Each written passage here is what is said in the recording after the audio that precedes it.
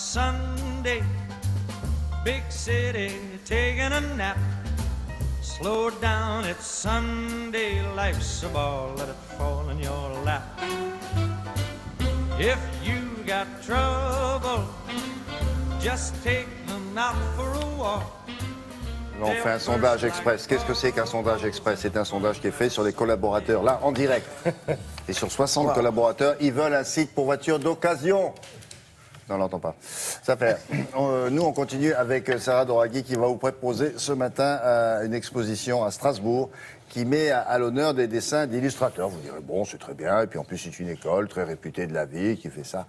Mais ça va plus loin que ça, jusqu'aux States. Ça va jusqu'aux States, absolument. Fit to print, ça s'appelle. Fit to print, ça veut dire, ça y est, les bonnes nouvelles à imprimer. Ça se passe au musée Tommy Ungerer. Tommy Ungerer est cet illustrateur qui a lui-même cartonné au New York Times. Il était tellement fort que dans les années 70, on ne demandait plus que lui, qu'il illustre absolument tout. Et il a fait énormément de pubs, d'ailleurs.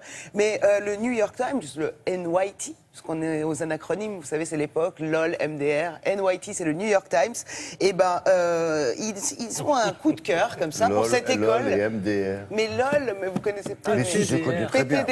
Mais bien sûr, bien sûr. MDR, mort de rire, oui, je connais. Enfin, on est au KLM ici, hein. C'est quoi ça? Ah, ça c'est nouveau, au calme. Je suis au KLM, tranquille, en train de faire ma chronique, et là, vous voulez qu'on en parle. Au KLM. Au KLM. KLM, vous écrivez, je suis au KLM. Ouais, je suis au calme. En tout cas, on y revient. Encore l'acronyme HERE, l'école HERE, c'est l'école Haute École des Arts du Rhin. Ça s'appelait les Arts Déco au moment où Tommy Ungerer faisait cette école. Maintenant, c'est comme ça que ça s'appelle, HEAR. Et ça cartonne. Pourquoi? Parce que le New York Times a remarqué que ces jeunes-là, ils ont un truc, et ils ont un talent que recherche le New York Times, c'est qu'ils arrivent par un seul dessin à mettre de la philosophie et de la poésie autour de l'opinion qu'ils cherchent. C'est pour leur rubrique opinion. Ils y arrivent très très bien parce que ils sont ça s'apprend à l'école. Et ça s'apprend à l'école et ils sont cette école-là. Dans cette école-là. Voilà, ils ont ce talent-là, ça se développe ici à Strasbourg.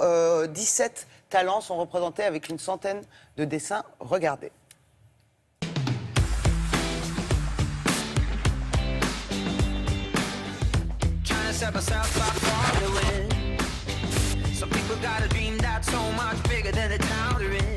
Cette exposition montre des travaux de jeunes illustrateurs et de jeunes illustratrices qui sortent de l'école de Strasbourg et qui ont publié dans les pages du New York Times.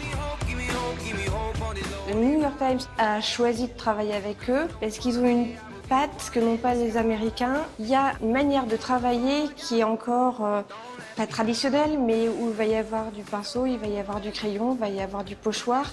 Il va y avoir un petit peu numérique, mais pas autant qu'aux États-Unis. Comme talent, il faut de la rapidité d'exécution, puisqu'il y a une commande au départ, et puis il faut des idées, bien sûr. Ce dessin-là est un dessin de Marion Fayolle. Elle a travaillé sur la question de l'infidélité et donc elle a pris le pendant de la femme qui est infidèle. Ce ne sont pas des dessins d'actualité, ce sont des dessins sociologiques, philosophiques. C'est quelque chose de l'ordre du poétique et du surréalisme.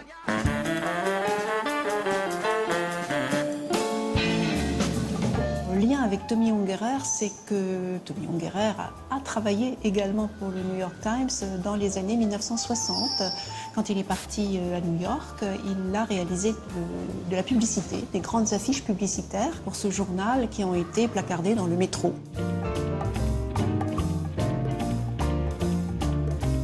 Tommy Ungerer devait illustrer un slogan qui lui était imposé par le comité artistique du New York Times. Le slogan que vous voyez là signifie « il faut aller au-delà de la surface ».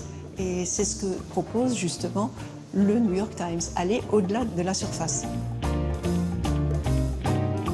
Il y a un style Tommy Ungerer qui est empreint de liberté, de ton, presque de provocation. Très souvent, il était considéré un petit peu comme too far out, un petit peu trop en dehors du sujet.